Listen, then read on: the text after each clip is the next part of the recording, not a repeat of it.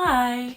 Welcome to my channel. It's Naturally Glow here. I have over 550 locks and it took me 11 days to install. I have 2 kids. So the things that I'm going to talk about in this video are the setup, so my workplace setup, how I configured that, the tools that I used, how I prepped my hair before starting to do any work on it, the paper and pen planning that I also did, how I set up my grid, what I did to each individual lock strand to get it in the starter lock, all about the ACV rinse that I did afterwards, and what my plan is going forward in terms of retightnings. I don't want to repeat a lot of the information that's already out there regarding installing DIY Microlocs. So that's why I don't actually have a live video of what I did. I will also point you to some other fellow YouTubers whose videos I watched in order to inspire me in doing my own DIY Microlocs. As a disclaimer, I'm not a loctician, I'm not a beautician, I'm not a professional hairstylist. I'm someone who loves natural hair. I was natural for almost 6 years at the time that I put in these Microlocs myself, and the whole time I've been taking care of my natural hair, so I know my hair really well. But again, I am not a professional hairstylist.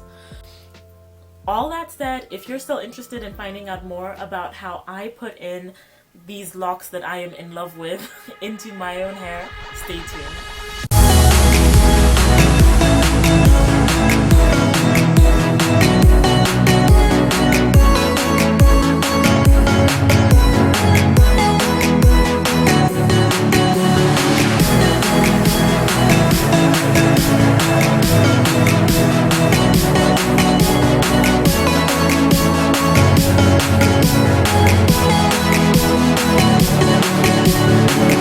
Alright, so let's get right into it. So firstly, the setup.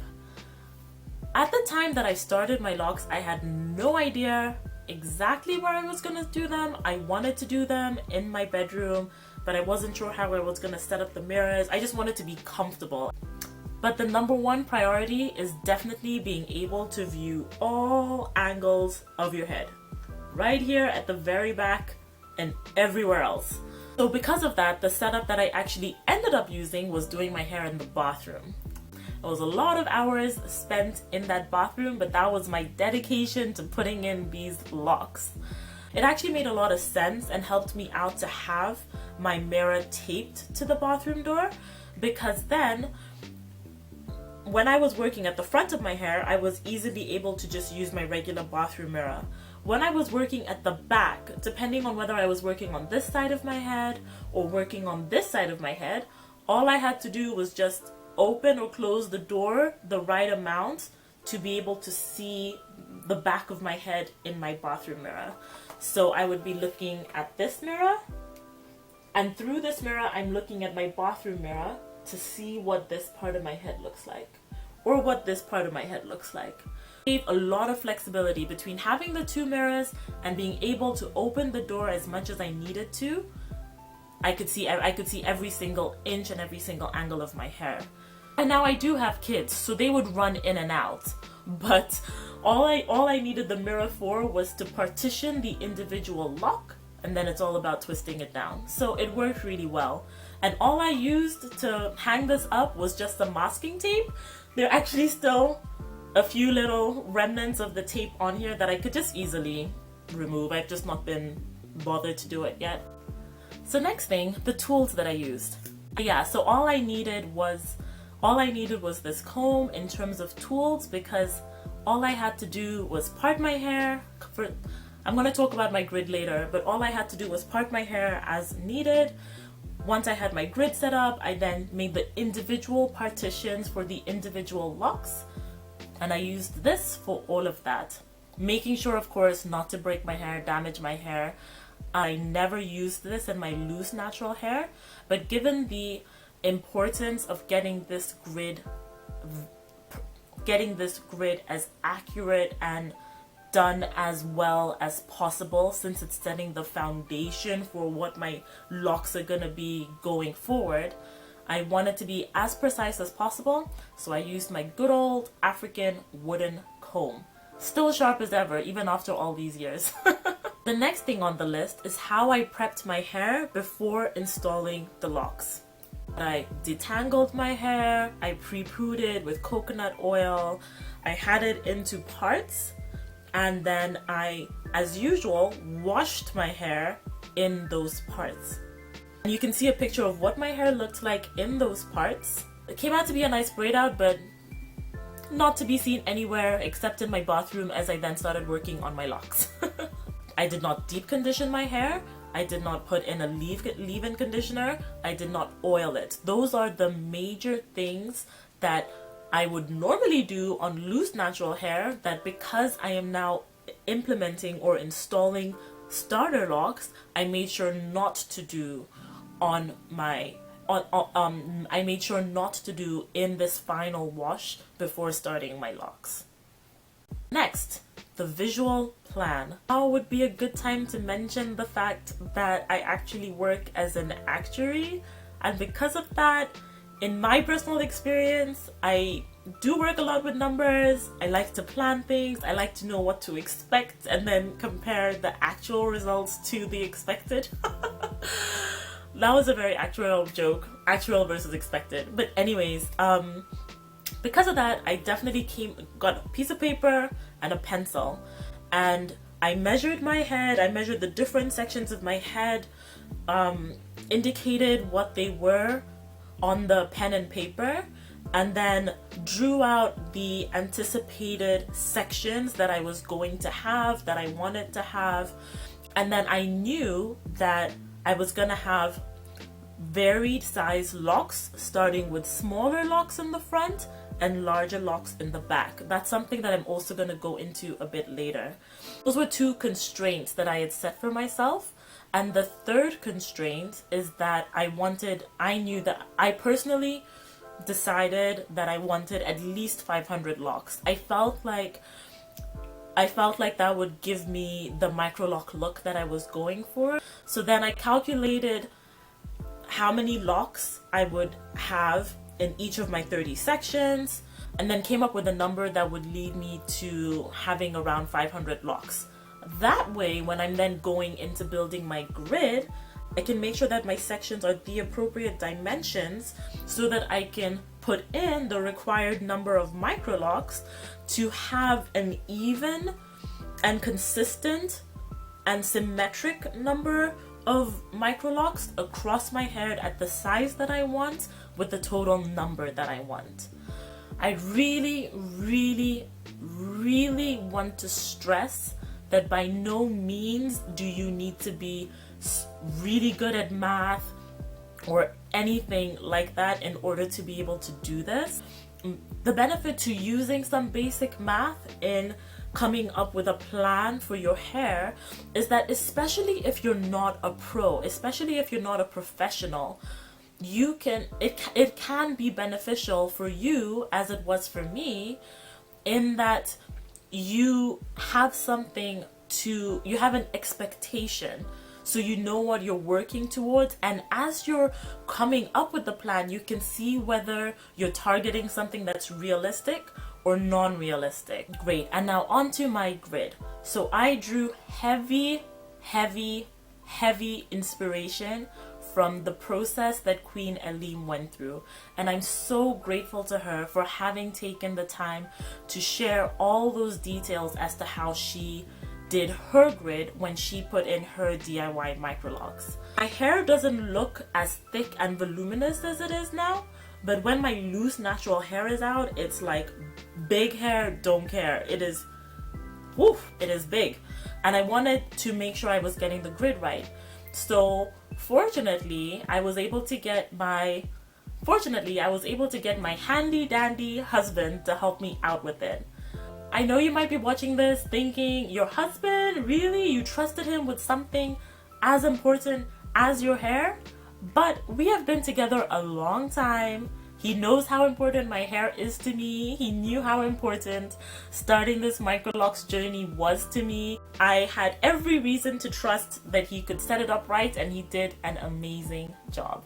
So other YouTube videos also go over this, but just a really quick summary: 3 critical parts.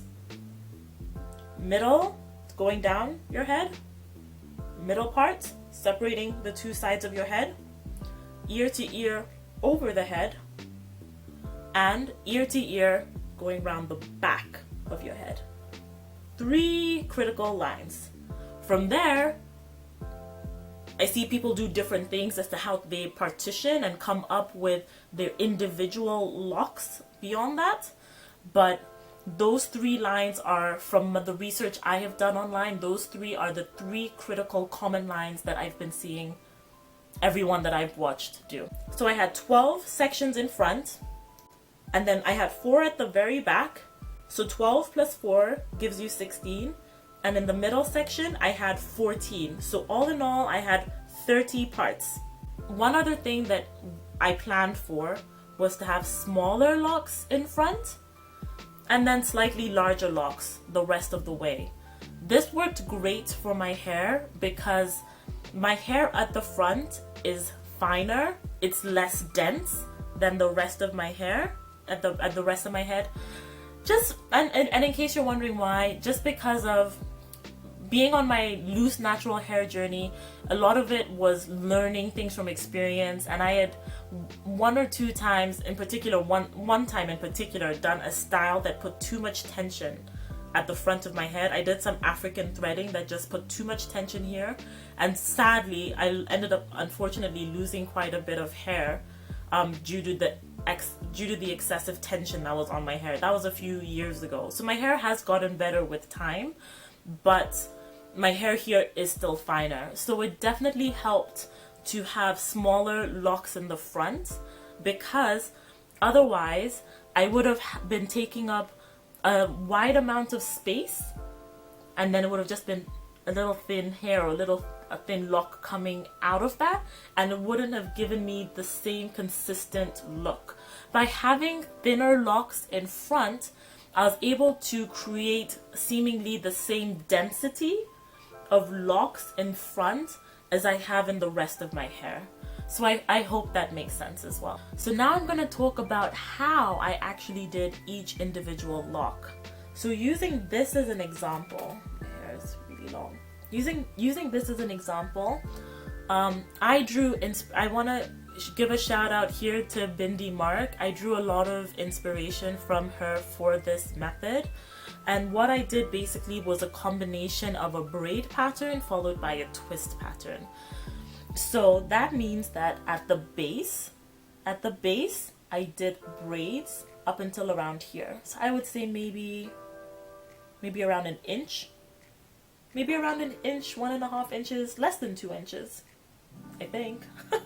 So as I said, I put in at the base, I did a braid until around this point, and then the rest of the hair I then twisted out, and then the end is where things get a little interesting. In my ideal world, and for a couple of locks on my head, I did end it with a braid pattern. Now, I did actually learn a bit more about my hair as I was doing this. I noticed that they started out slightly thicker at the bottom, and then they would get, a bit thinner, like maybe they would get a bit thinner towards the base. So they'd start kind of thinning out a little bit. Not to the point where I had unhealthy ends or anything. I think I really liked the fact that my hair was very healthy overall, but it was still thinner, and I found it difficult to do the braids at the bottom, and it was taking a lot of time, and quite frankly, like, my fingers were hurting, and it was a lot of work. And so for me, what I decided to do was just tie a little knot at the bottom. I know, I put in a little knot, sometimes two knots at the bottom. The nice thing about DIY Microlocs is that you have the choice for what you want to do with your hair. Knowing your hair, knowing your lifestyle. Would I recommend that for others? I would say it depends on your lifestyle. It depends on your hair. Again, if my hair had been consistently thick throughout, it would have been easier for me to end the base with a braid. But that wasn't the case. And did I mention that I have kids? I don't have time to be reworking my hair, unraveling a lot of times. I wanted to do this style and be comfortable that I've done it and done my best to set it up in a way that I wanted and in a way that's gonna have a low chance of unraveling. I guess now the next thing to address is the implications of having put knots at the bottom of my hair. To summarize, the implication is that yes, there are times that my hair can clump a little at the base, but it's in no way that it bothers me, it's in no way that it causes me issues, and I think most of all, they do not tangle. Ever since the time that I put in these locks, my hair is yet to tangle. I have not had to cut out a single knot. I have not had to do anything like that. Yes, full disclosure, yes, sometimes my ends can clump a little bit, but it is nothing that running my fingers through them, and just stretching them out doesn't get rid of. So for me personally, I do not regret having put a little knot at the bottom.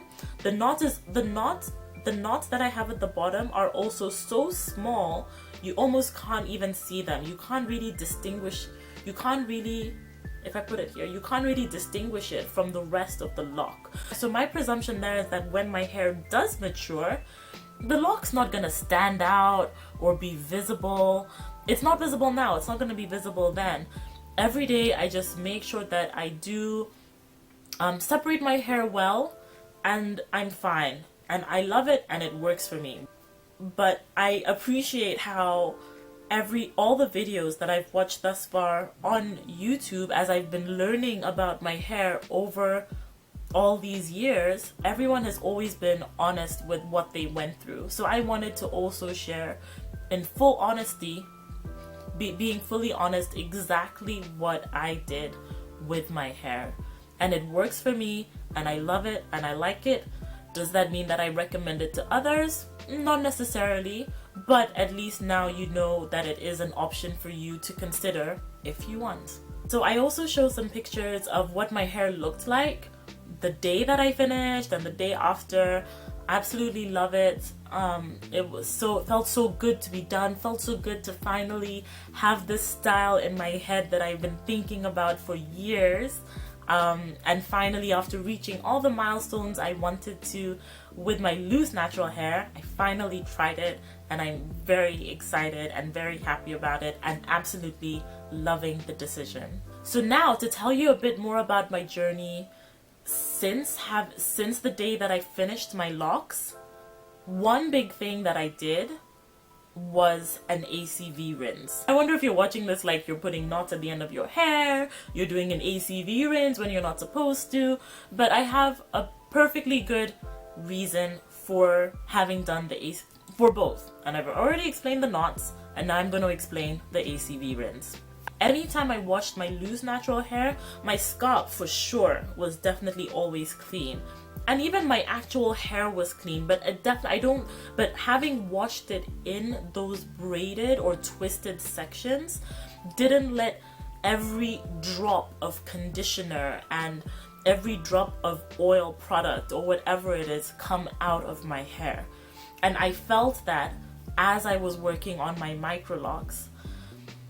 So similar to QueenEleem, who also did the same thing, as she talks about in one of her videos, I did not want to start out my lock journey with buildup already in my hair and then wait to do an ACV rinse until I'm 1 or 2 years in.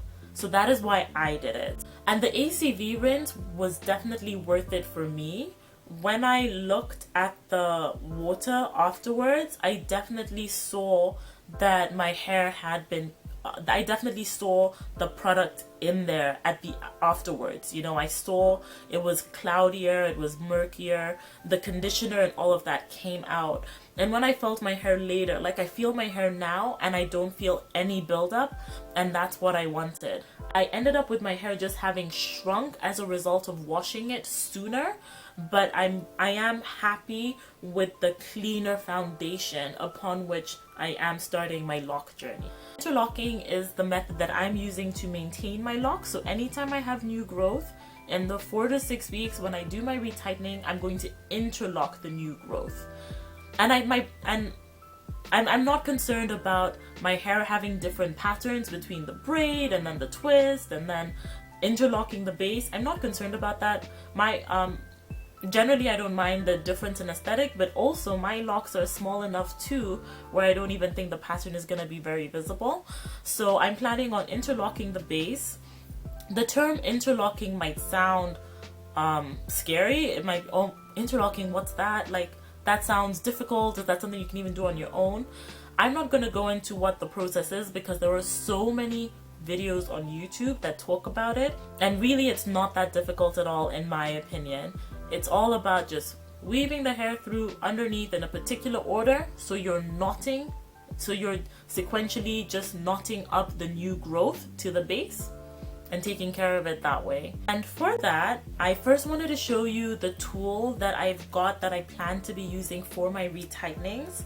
It is an interlocking tool that I ordered off of Amazon. And remember, if you use smile.amazon.com, you can donate to charity with each of your purchases. So I used this locking tool. I think I just I think in Amazon I searched for Loxanity interlocking tool, and this is the result that came up. It's 2 of them, 2 needles like this that came in this bag, and I think that they're gonna work pretty well. I did a lot of research on tools before deciding to order these, and these seem to have a lot of the major benefits that people are looking for in a microlocking tool.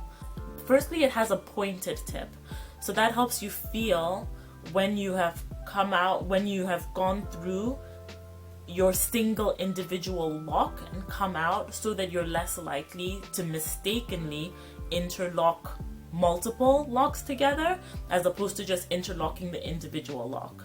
So that was the first thing that I liked. Yeah, it's pretty sharp.